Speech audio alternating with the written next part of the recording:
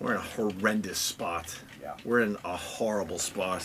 We're in a shitty position. We could start with this. We have no choice. We have to be here. We're under contract. We're not excited to be here at this moment in time. Maybe this develops into something new and exciting. Who the F knows? I don't know. You know, people are very loyal to Anthony, and it's like we're loyal to Anthony. We're loyal as well. to Anthony. This is not a disloyal thing. We are under contract, and you can't just not show up for work. Well, speaking of which, because people are always wondering, Anthony wrote me and Jimmy this morning the exact text from Anthony to me. This will shine light on things, hopefully. I know you guys are in a strange position, but good luck tomorrow. I totally understand what you guys have to do, and it's cool. Let me know how things go. Keep in touch, yo. So there you go. That was nicer than the one I got. Oh, what was yours? Have fun in a few hours, you traitor fuck. Signed A to the C. Our last show was just before the big 4th of July weekend. It was on a Tuesday, I believe, right? Yeah. And we ended our show early because we had an actual meeting with Scott Greenstein down the hall. And the meeting was another shitty meeting, to be completely honest with you. And we all left that office kind of bummed out. And we were just kind of mingling around outside the building, just kind of talking and going, God, man, what is it going to take to, get these guys on board with us in the radio show, right? Right. You mean this is before we went on vacation? Yeah, yeah. No, okay. It was right after our last show. Which, by the way, if E-Rock could pull the audio, Jimmy was the last person to talk, I believe, and he said, "This is our last live show," and something in my gut just sank. There was something about how you said that, and I was like, "Oh no!" I don't remember saying that, but yeah, you said I had said that, and I don't remember it. But I remember thinking to myself, was that our last live show? Because we always wondered, because we've been doing this radio show for a long time. We always knew that it would just blow up someday. We weren't going to have the nice, easy out. We all knew that. We all felt that. We just didn't know how it was going to happen. So Tuesday, we did our last live show. We had kind of a shitty meeting with Scott down the hall, kind of depressed, kind of bummed out, like, fuck, man, now what, And we all kind of went our separate ways. And then, of course, Anthony had that incident in Times Square that we all know about at this point. And yes, we're the fake deaf interpreter from Nelson Mandela's funeral, and he had a run-in. Right. An unattractive lady. Basically, he got beat up by a woman. Yeah. I mean, the jokes, that's what drives me nuts. If we would have made it on the air, after that incident, he would have got a nice beating. It would have been something comedians lined up for. Right. 3 years. Absolutely. Anthony had that incident in Times Square, and then he goes home, and on Twitter he went nuts. And we've all seen that before, whether it's on the air or on his Twitter. But I gotta be honest. When I woke up Wednesday, did it happen Tuesday night? I'm trying to get all my Tuesday into Wednesday. Right? So Wednesday morning, I wake up really early, around 5:36 in the morning every weekend, and I always check your Twitter. I check Ant's Twitter and all my friends, and I read Ant's tweets, and I said to myself, I swear to you, I said, "Oh my God, we're fired." That needs to be said. There was just something different about it. I'm like, oh my God, we're fired, because I think it was just the amount of tweets that he did, and they were harsh. I mean, they absolutely were harsh, and I understand why, because he was really mad at what happened. But I just knew in my gut, I'm like, this is not going to go well. Even though we, work for a company, as much as we bitch, they give us a lot of freedom on the radio. They've never really told us not to do anything. It's all the behind the scenes stuff that drives us nuts, but we've had a lot of freedom as far as our radio show goes. But just the culture we live in, I'm like, this is not good, man. This doesn't feel right. And I said to myself, we're fired. We're so fired. Anthony had that incident in Times Square, and then he goes home, and on Twitter he went nuts. And we've all seen that before, whether it's on the air or on his Twitter. But I gotta be honest. When I woke up Wednesday, did it happen Tuesday night? I'm trying to get all my Tuesday into Wednesday. Right? So Wednesday morning, I wake up really early, around 5:36 in the morning every weekend, and I always check your Twitter. I check Ant's Twitter and all my friends, and I read Ant's tweets, and I said to myself, I swear to you, I said, oh my God, we're fired. That needs to be said. There was just something different about it. I'm like, oh my God, we're fired. Because I think it was just the amount of tweets that he did, and they were harsh. I mean, they absolutely were harsh. And I understand why, because he was really mad at what happened. But I just knew in my gut, I'm like, this is not going to go well. Even though we, work for a company, as much as we bitch, they give us a lot of freedom on the radio. They've never really told us not to do anything. It's all the behind the scenes stuff that drives us nuts, but we've had a lot of freedom as far as our radio show goes. But just the culture we live in, I'm like, this is not good, man. This doesn't feel right. And I said to myself, we're fired. We're so fired. What were you thinking when you? Well, I got a text from my ex-girlfriend, from we're still friends, and she's like, what happened with Anthony? It's like whenever you hear that, you're like, oh fuck. Right. And she's like, did he get beat up by a woman or hit by a woman? Right. And then I went and saw the tweets, and it's like I'm not surprised in the morning when I see that somebody has tweeted late at night. But there was one or two that I was like, oh man, like oof. Right. And I actually texted Ann about something to see, I was like, are you okay? First of all, like, right? Because I couldn't tell if he had gotten fucked up or not. Right, of course. And then I got really nervous once it hit, like the first blog or whatever. I was like, ugh, that's not good. And then I sat there, I saw it hit the first blog, and then I saw it just grow. And we've been there before. I'm like, oh man, because you just know when it just goes viral in that way, companies get really panicky. Because they're not used to getting phone calls from newspapers asking questions like this. Like they're not like they're regular. They come to work. They're not used to like Page 6 calling them or something going, "Can you comment on this?" Like on what? Like they're not. That's not what they're used to doing. Sure. But I want to make it perfectly clear. It was pissed off, and when you're pissed off, which we've said many times in this radio show, you say horrible, awful things. But with that said, I just knew it was different when I woke up and read those. I'm like, man, I don't know if SiriusXM is gonna deal with this in the right way, in my opinion, which is to just kind of ride it out and see what happens. And he said harsh things, but he didn't do harsh things. Like it was really the thing that I and this is where the press, I was annoyed at the press, because if they go with the angle that you always know they're going to go with, maybe it's just what they do for a living and it's how they make their money.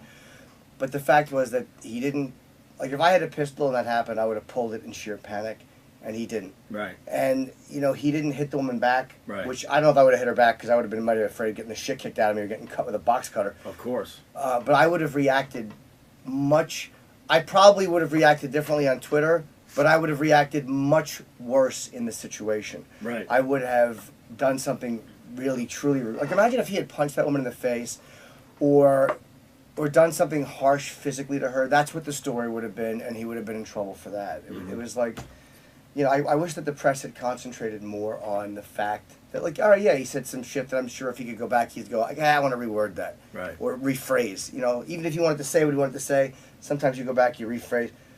But I wish they would have concentrated on the fact that he did not do anything fucking violent while he was being struck. Of course. To me, that's an important part of the story. Oh, absolutely.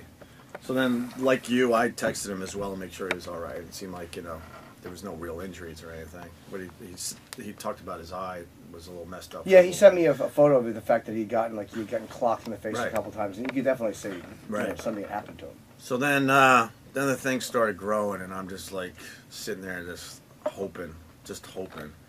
But I just knew in my gut, because we've seen this, unfortunately. I just knew. And then, then I got the word from our agent, who I haven't talked to in months. Yeah. That they fired Anthony. I'm like, what? Meaning, why didn't they fire all of us? Because our contracts are connected. Yeah. In that way. So they could have fired the whole show. I'm like, wow, that puts us in a fucking extremely strange position. So then obviously I got on the phone with Anthony and we talked, and the conversation was very lethargic, to be honest with you. It was just like, fuck. It was almost like, we both were just exhausted by the trip we've been through in the last, 10 years on satellite radio. And and it was like, well, let's just see what happens. We've been through this before. Let's see what happens.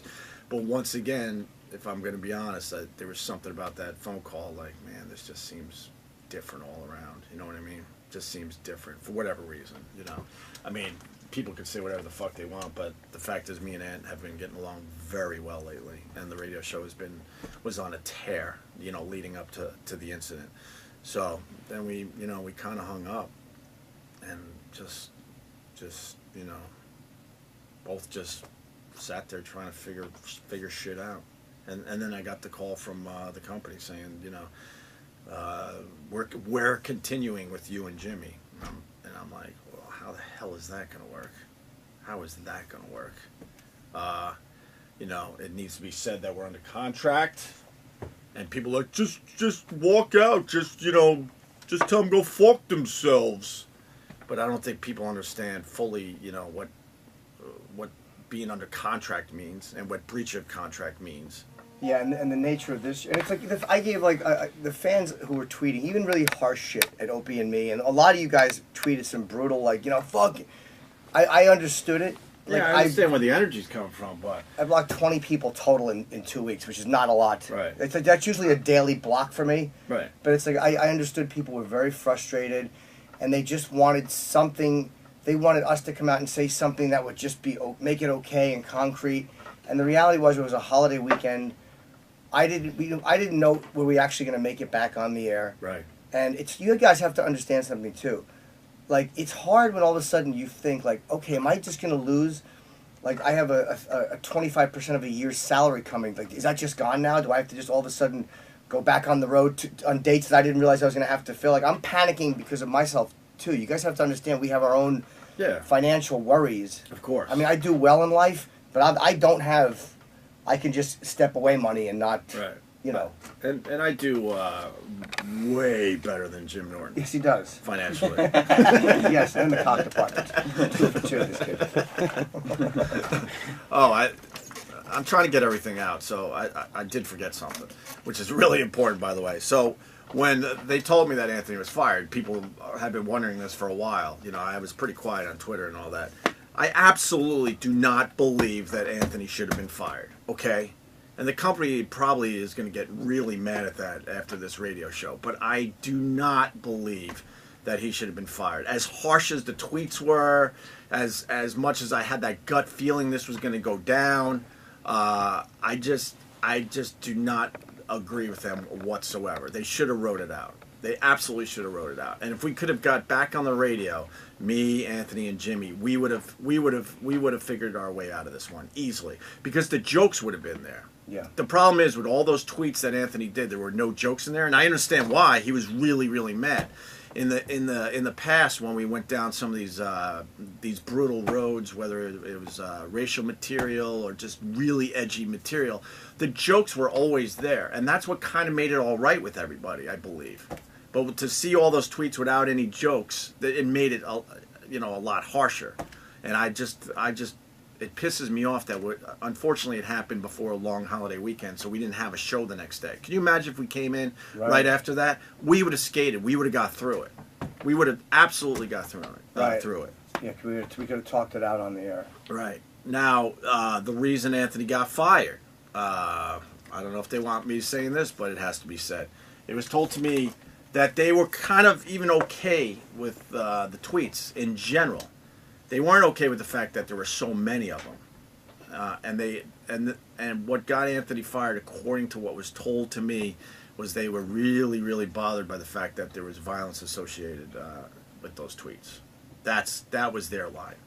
That was their line, because they even said, they started thinking, well, we could maybe get through this, and maybe we could, throw some PR at the situation, public relations, and.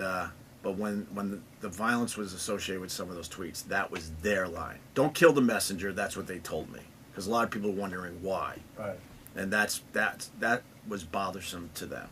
And it's really and look, if I'm running the company, yeah, I see that and I go like, oh, what is this? That would freak me out. But sometimes you got to step back and look at what happened. It was like, when the incident happened, he didn't behave violently. Like, to me, that was the most impressive thing. It's almost like, You ever walk away from a potential fight or something, or just an insult battle, and then you're driving home and the whole thing's like, I fucking should have said this, or I fucking should have said... Right. And then you're all... It's almost like there's a state of shock when a physical thing happens. Even though it's a woman and he probably could have kicked... Doesn't matter. It's still a physical... Right. Encounter, and you are in a state of I guess some sort of a shock that has just occurred, and then you just start sounding off after. To me, sounding off after is still a lot better than behaving violently in that moment. Right. And yeah, they said the same thing to me, that they were They a did say little the worried. same Yeah, to you? that they're worried about that, but you know, the reality was he didn't behave violently when he was there. Right. You know, so it just stinks. It's a horrendous situation to be in. We can't just walk away. Breach of contract is a real fucking issue, a real problem, okay? We could be sued for millions, period, without breaking it completely down. They could blame us for subscribers lost. They could blame us for the money that they lost from advertisers. You know, it would be a big fucking problem. And I talked to Anthony. I saw Anthony once over the break. I went and saw him, and I'm like, you know, we got to go back. He's like, dude, I completely... It wasn't even like he was like, oh, you do? Like, anyone that knows Ant, like, he completely... He's like, of course you have to go back. Like, right. He understands the terms of the deal and what can happen if we don't. It wasn't even a thought for him to go, like, you guys got to stop. Like, he knows. Right. He knows exactly that we had to come back. Right. So a lot of the things that we haven't said on Twitter, I've talked to Anthony. I mean, I've been in touch with him probably... I would say almost every day, either through text or through phone conversations, right, to see how he's doing. And you know, he's not. I mean, the guy hasn't shed a tear since 1995 when his dad died. Ant's not. You know, he's bummed, but Ant's not a fucking easily broken individual. He's not at home going, "Oh my God, what do I do?" You know, he's fucking motivated to do something else. I think he's bummed, but I think he's also very excited. Which, you know, we'll get into that in a minute or two. But I'm just trying to make sure I got everything out. I don't want to forget any of this stuff. Now we move into the podcasting situation. So when me and Anthony talked, we've talked a few times, and we've talked a bunch on text message as well. This needs to be said. We have had no conversations about podcasting after the incident. We've kind of talked about it as maybe an option after this contract ends. There was, I don't even know anymore, there was a lot of interest in you know, this radio show as the contract was coming to an end, and when we had those conversations after his firing, not one conversation about, hey, let's just move on and podcast together. Okay. With that said, Anthony has set up this whole podcasting thing, but I'm not involved in that. Jimmy's not involved in that. I've had no conversations with that through Anthony or our agent. Okay, and I think it's pretty obvious. And hear me very carefully. I think Anthony wants to go it alone for a little while. I really believe that, and I'm all for it. I think it's going to be a great thing, because I see these people on Twitter, you know, just beating the shit out of us, going, "Why don't you guys quit and just join Anthony live from the compound?" If you kind of read between the lines of the interviews he's done and, you know, his TV appearance, I know Anthony enough. I pretty much could say this. He wants to do this alone for a little while, and I think he's very excited about it. I really do. Yeah, I mean, he's setting up his live from the compound. He already has this set up, but I think he's going kind of further and making sure that to get it, whatever you have to do to get that type of thing started up. Right. And he seems very motivated to do that. So right. Yeah, kind of the same thing. I mean, and I think me and you had the conversation. I've had so many conversations. I thought you were the one who told me there was no. But you made a pretty good point. Like, I had my solo thing for a while. You've had your solo thing for a while. And I think he's kind of excited to have his solo thing for a while. For a while, whatever that means. You know, it might be a few months. It might be a few years. I don't know. I can honestly say we've had no conversations about podcasting or joining him at his house for live from the compound. And the fact is, like, I know a lot of podcasting people in that business. So if I was going to do the podcast thing with Anthony, I certainly would. I have a stable of people I could talk to immediately to set it up, you know, the way I think we should set it up. I wouldn't go to Anthony's house to podcast. That would be crazy. That would be insane. What we show up every morning and step over bodies to get to a studio downstairs in the basement? It would be literally like getting Martin Sheen up in Apocalypse Now, and I had to give this mission. Right. Every morning, you gonna close the goddamn door, buddy? That's Right. half nude. Yeah, everyone has these fantasies, and like, okay, this is how it's going to play out. No, I'm not driving out to Long Island every day to podcast from Anthony's house. Nothing against Anthony, his house, or podcasting from there, but it just wouldn't. It just wouldn't work for what we want to do. We would need to, if we were to go down that road eventually, we would have to build a studio somewhere in New York City where all the action is. We would have to. That would be your best shot at getting guests and all that as they come, through. So, that's my thoughts on that. I really believe he wants to go it alone for a little while.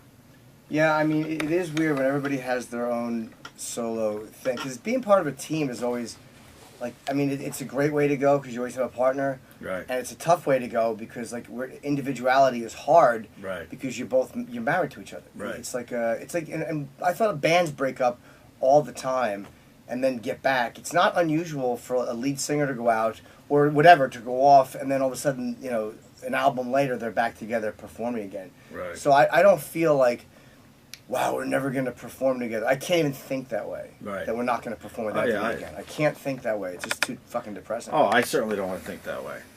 This is just. I'm hoping this is just another, another chapter in the book. But I mean, the best thing to do is try to be honest. And I've known that guy for 20 years, and how he's setting up live from the compound and how he's been talking in interviews and such. I think he's really excited just to go it alone for a bit. I'll jump on there, no problem, down the road, say hi or whatever. But I don't, we had no conversations about, just taking all this to podcasting after he was fired. It was sort of a thing we were, kind of talking about before, certainly, yeah. And we just don't know where to, no one knows where to go from here. This was one, like, there was no contingency plan for it. Like, there's always like a second, like, all right, well, if this happens, we can do this. If that happened, no one saw it coming. I never saw it coming where one of you guys gets fired for something that occurs off the air. Like, I always thought it was going to be, okay, the whole show is gone. Right. Now what happens? It was something on the air. Right. Or me who gets canned. Right. I never saw this. And, The fans kill me. There's a huge part of me that's missing here today. I don't know how this is going to work out. I mean, this is not, you're not listening to the Opie and Anthony Show. You're not listening to us just trying to move on. Obviously Anthony is irreplaceable. It's ridiculous if you're thinking that me and Jimmy are just going to, like, move on. If you choose to, tune in this channel, whatever the fuck the name is, it's just now different. We're not trying to continue the Opie and Anthony Show. That would be ridiculous. But my name is Opie, so, and I do like, doing radio. But besides that, he's irreplaceable. It's obvious, I haven't done a solo show officially in 20 years. I did about over 10 years by myself. I know I could do this shit, but I don't know if I want to do this shit. I know we're here today. That's all I can tell people. We're here today. They might even get mad at everything we just said, and this could be it. Who knows? If not, maybe we'll come back tomorrow. Okay, I didn't even know, technically, am I fired or am I not fired too? So the guys who wanted us to go on Twitter, I understood their frustration. I really did. Like, even when you were calling us fucking, you cowards, I got it. I would probably have said the same thing in your shoes. But it was like I just didn't know what to say about it. Because I didn't know if I still had a gig or if I didn't have a gig. Right. Am I getting paid or am I had no idea. I think also it's kind of important to just have a voice. We have a voice right now. Yeah. We can talk about this shit, I should have probably called you and told you weren't fired. Yeah, that would have been nice. That would have been nice. A fucking cardboard box. Get my shit out of the office. I probably should have called you. How'd you find out you weren't fired? Because I don't think I called you. It was by default. I kind of figured out, like, I haven't heard that I was canned yet. Right. And our agent was away, but he had a legitimate personal thing happening, so he was actually gone for that. So I was like, all right, that was why he wasn't immediately here. Yeah. This doesn't explain the past 9 years, but I mean, it explains recent times. I don't know. I think I found out. I think you actually did tell me.